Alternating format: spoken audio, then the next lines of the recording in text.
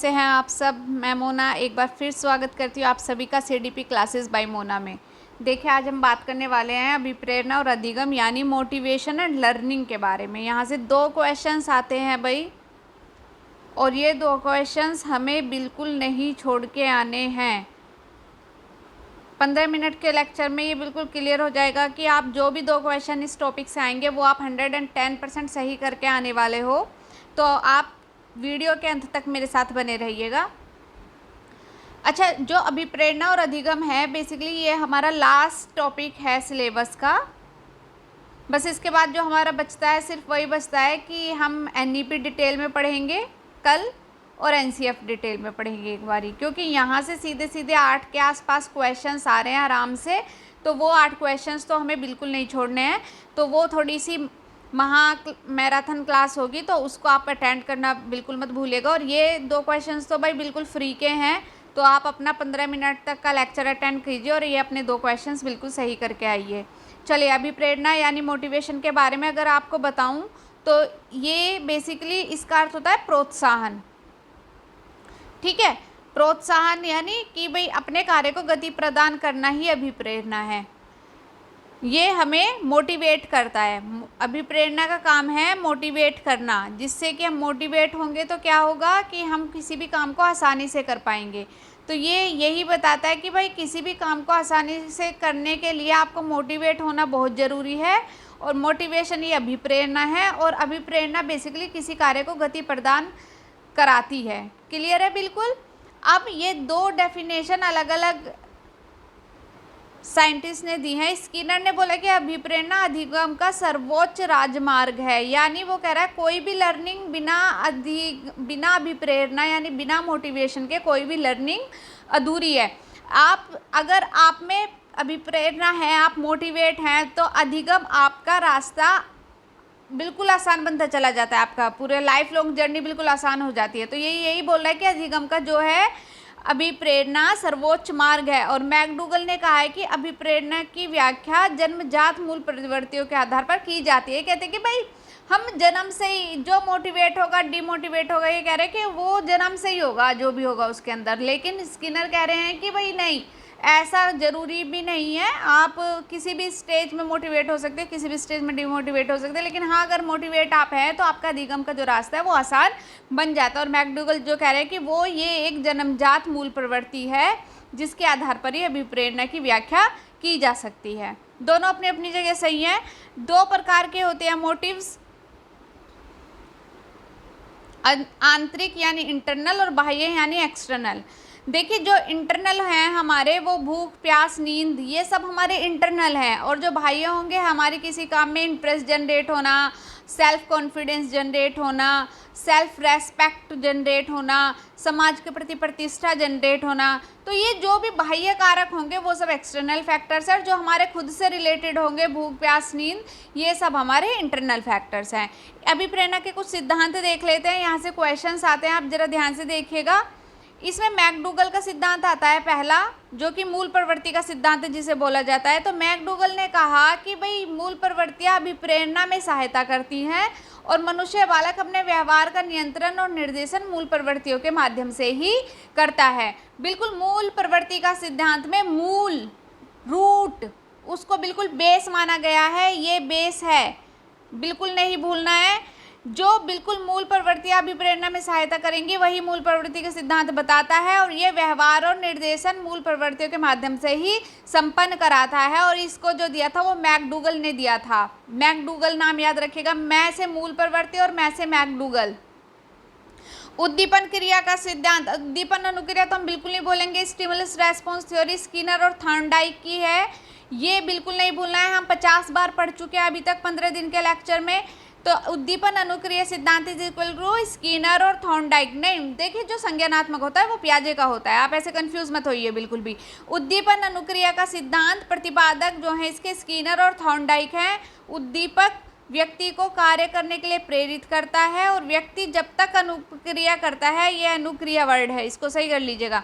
अनुक्रिया जब तक उसको उद्दीपक को वो प्राप्त नहीं कर लेता, ये एक दूसरे से इंटर रिलेटेड है। जब तक ये रेस्पॉन्स होता रहेगा, जब तक ये टारगेट अचीव ना कर ले, एक जैसे मान लो इन्होंने एक बॉक्स वाला सिद्धांत दिया, एक चूहा बॉक्स में तब तक भागता ही रहेगा जब तक उसको बाहर से भोजन प्राप्त ना हो जाए, और जैसे ही उसका लीवर पे पैर दब गया उसकी अनुक्रिया हुई और साथ ही उसे भोजन प्राप्त दिया, कि यहाँ पे उसका स्टिमुलस रेस्पॉन्स थ्योरी संपन्न हुई। क्लियर है बिल्कुल। उद्दीपक अनुक्रिया सिद्धांत में कहीं कोई घबराने वाली, कहीं कोई कंफ्यूज होने वाली बात ही नहीं है। क्षेत्रीय सिद्धांत, कर्ट लेविन, क्षेत्रीय सिद्धांत के बेसिकली प्रतिपादक पूछ लिए जाते हैं, कर्ट लेविन इनके प्रतिपादक हैं। इन्होंने क्या कहा था कि ये सिद्धांत विज्ञान के आधार पर कार्य करता है। जो क्षेत्रीय है, जो रीजनल सिद्धांत है, वो रीजनल थ्योरी जो काम करती है वो विज्ञान के आधार पर काम करती है। इन्होंने कहा कि जो वातावरण के अनुसार व्यक्ति प्रेरित होकर कार्य करता है, अगर वह प्रेरित नहीं होगा तो वह बाहरी वातावरण से सामंजस्य स्थापित नहीं कर सकता और उसके उस संदर्भ में वो हर कार्य को करने के लिए असमर्थ होएगा। इसलिए लेविन ने कहा है कि अभिप्रेरणा को वातावरण और समायोजन दोनों से संबंध होना अत्यंत आवश्यक है, तभी ही कोई कार्य संभव है। रीजनल यानी क्षेत्रीय यानी कर्ट लेविन ने कहा कि भैया जो बाहर का वातावरण है, जो क्षेत्रीय वातावरण है, अगर उससे सामंजस्य है तभी आप अभिप्रेरित हैं, तभी आपका काम होएगा, वरना आपका काम नहीं होगा। परनोद का सिद्धांत देख लेते हैं फटाफट। थ्योरी ऑफ थर्स्ट इसको बोला जाता है। इसके प्रतिपादक सीएल हॉल है। उन्होंने इस सिद्धांत के बारे में कहा कि व्यक्ति की आवश्यकताओं की पूर्ति होने वाले कार्य कठिन ही क्यों ना हो, लेकिन व्यक्ति द्वारा सीख ले जाते हैं। अगर कोई भी व्यक्ति मोटिवेट है और उसको कुछ अचीव करना है, तो चाहे वो उसके रास्ते में बिल्कुल नए कार्य आए हैं, तो लेकिन अगर उसने प्रेरणा ये ठान ली कि नहीं मेरे को ये काम करना है, तो डेफिनेटली वो हर टास्क को अचीव कर पाएगा। आपने ठान लिया कि आपको 120 मार्क्स लाने हैं, तो मतलब वो ला नहीं है। अब आपके रास्ते में कितने ही हर्डल्स आए, कुछ भी होए, तो भाई आपको 120 प्लस मार्क्स आपके आके रहेंगे। मांग का सिद्धांत, मैस्लो ने दिया मांग का सिद्धांत। बेसिकली मैस्लोज क्या है कि नीड हायरार्की पे बेस था मैस्लोज का ना, नीड हायरार्की। 5 नीड्स मैस्लोज ने दी थी अपनी। सबसे बेसिक नीड थी इनकी फिजियोलॉजिकल नीड। फिजियोलॉजिकल यानी सबसे पहले ये कह रहे हैं कि हर मानव 5 स्टेज से गुजरता है भाई मोटिवेशन की। सबसे पहले उसको रोटी कपड़ा और मकान चाहिए, जो उसकी फिजियोलॉजिकल नीड है। फिर उसको सेफ्टी नीड चाहिए, उसको अपनी सेफ्टी चाहिए। वो घबराने लगता है छोटी छोटी चीज़ों से, बीमार हो गया तो उसको दवाई चाहिए तुरंत खाने के लिए। तो मतलब वो सेफ्टी नीड्स के लिए बहुत ही कॉशियस हो जाता है कि नहीं अब मेरे को फिजियोलॉजिकल मेरी पूरी होगी, तब मेरे को सेफ्टी चाहिए। सेफ्टी के बाद अफेक्शन नीड्स जनरेट होती हैं। सब कुछ सेफ है तो यानी अफेक्शन नीड जनरेट हुई। अफेक्शन नीड के बाद सेल्फ एस्टीम नीड होती है और सेल्फ एस्टीम के बाद सेल्फ एक्चुअलाइजेशन। ये 5 नीड मैस्लोज ने दी थी। ये 5 नाम आप याद रखिएगा, मैं एक बार फिर लिख देती हूँ। नंबर 1 इज फिजियोलॉजिकल, ये पूछी जाती है बिल्कुल कि सीधा सीधा मैस्लोज की कौन सी नीड हायरार्की नहीं है। Physiological, safety,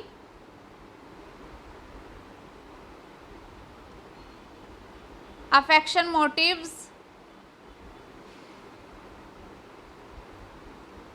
self esteem and last one is self actualization. Note कर लीजिएगा आप। यहाँ तक किसी को कोई भी डाउट है तो मेरे को कमेंट बॉक्स में कमेंट करके बता दे। किसी को अलग से किसी पर्टिकुलर टॉपिक पे वीडियो चाहिए, लेक्चर चाहिए पूरा कंप्लीट, तो वो मेरे को कमेंट बॉक्स में कमेंट कर दे, ठीक है। चलिए अब मोटिव्स हम जान लेते हैं। बेसिकली मोटिव्स होते क्या, मोटिवेशन की पूरी कहानी पढ़ ली, लेकिन भैया अगर मोटिव्स ही आपको नहीं पता तो मोटिवेशन की पूरी कहानी बेकार है। गेट्स ने कहा कि जो ये प्रेरकों के विभिन्न स्वरूप हैं, इनको विभिन्न नामों से पुकारा जाता है। हमारी आवश्यकताएं, इच्छाएं, तनाव, स्वाभाविक स्थितियाँ, निर्धारित प्रवृत्तियाँ, अभिवृत्तियाँ, हमारी रुचियाँ और स्थायी उद्दीपक, सब ये मोटिव्स हैं। मोटिव्स किसी भी फॉर्म में हो सकता है, सारी फॉर्म आपको याद रखनी है एक बार। अब ये मोटिव्स के डिफरेंट टाइप्स हो सकते हैं, ये आप देख लीजिए। मैस्लोज ने बोला कि जो मोटिव्स हैं वो जन्मजात भी हो सकते हैं और अर्जित भी हो सकते हैं। मतलब हम जन्म से पैदा लेकर होते हैं कुछ मोटिव्स, और कुछ हम अर्जित करते हैं, एक्वायर करते हैं, समाज को देखकर, अपने आसपास के वातावरण को देखकर, अपने कलीग्स को देखकर। थॉमसन ने बोला ये स्वाभाविक भी होते हैं, कृत्रिम भी होते हैं, मतलब नेचुरल भी होते हैं और आर्टिफिशियल भी होते हैं। कि भाई हाँ जो नेचुरल है वो नेचुरल है, आर्टिफिशियल वही अगेन एक्वायर वाली बात हो गई। गैरेट ने बोला ये बायोलॉजिकल हो सकते हैं, साइकोलॉजिकल हो सकते हैं और सोशियोलॉजिकल हो सकते हैं। गैरेट ने जो मोटिव्स को डिफाइन किया है वो हमारी स्टेजेस, जो जीवन की अवस्थाएं हैं उनसे करा है, कि चाहे वो बायोलॉजिकल अवस्था है हमारी चाहे साइकोलॉजिकल अवस्था है, या हमारी सामाजिक यानी सोशल अवस्था है। तो गैरेट ने बोला कि 3 तरीके के मोटिव्स हो सकते हैं। अब हमने पूरा मोटिवेशन लगभग पढ़ लिया है। इस मोटिवेशन में इससे बाहर कुछ नहीं आने वाला। अगर कुछ बेसिक फैक्ट है मैं आपको बता दूं, इसके अलावा 1-2 सिद्धांत हो रहा है, वो आप देख लीजिए, जरा नोट कर लीजिए। कभी पूछ लिया जाता, कभी नहीं पूछ लिया जाता। मनोविश्लेषणवादी सिद्धांत, कुछ फैक्ट हम यहाँ डिस्कस करेंगे बस, जो मोस्ट इम्पोर्टेंट है।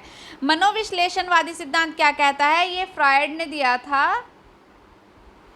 ये सिद्धांत कहता है कि प्राणी में 2 प्रकार के जो मोटिव्स है वो चलते रहते हैं, उनका एक दूसरे से कंसर्न होता है, दैट इज मृत्यु और जीवन। लगातार चलते रहते दोनों शक्ति क्या व्यक्ति को व्यवहार करने के लिए प्रेरित करती हैं। मरण जन्म मरण सब साथ चलेगा, ये वो वाली बात है। इसके अलावा विश्लेषणवादी के अलावा फ्रायड ने दिया था, बस यही बेसिकली आपको याद रखना है, इसमें और कुछ याद रखने की ज़रूरत नहीं है। इसके अलावा कुछ हमारे जैसे अधिगम है, क्योंकि हम अभिप्रेरणा पूरा पढ़ चुके हैं। अधिगम हमने डे 11 या डे 12 में पूरा अधिगम पढ़ा था, लेकिन वो अभिप्रेरणा के संदर्भ में अधिगम क्या है बेसिकली वो मैं आपको बता दूं। सबसे पहले तो मैं अभिप्रेरणा के आपको कुछ बेनिफिट पढ़ा देती हूँ कि इसके बेसिकली बेनिफिट क्या है अभिप्रेरणा के। देखिए इसके जो बेनिफिट हैं, अनुशासन की भावना ये जनरेट करता है, अधिक ज्ञान अर्जन कराने में हेल्प करता है, बाल व्यवहार में परिवर्तन आता है इसके कारण, चरित्र निर्माण में सहायता मिलती है, मानसिक विकास होता है, रुचियों का विकास होता है। तो कुछ भी आ जाता है वो सब अभिप्रेरणा ही है। जो भी पॉजिटिव फैक्टर हैं, ऑल फैक्टर्स बिलोंग्स टू अभिप्रेरणा, और अगर कोई निगेटिव आ गया तो वो यानी अभिप्रेरणा नहीं है, वहीं हमारा आंसर गलत हो जाता है। इसके बाद जो सीखने में अभिप्रेरणा की भूमिका है, यानी टॉपिक इज कि लर्निंग में अधिगम कैसे अपना रोल प्ले करता है।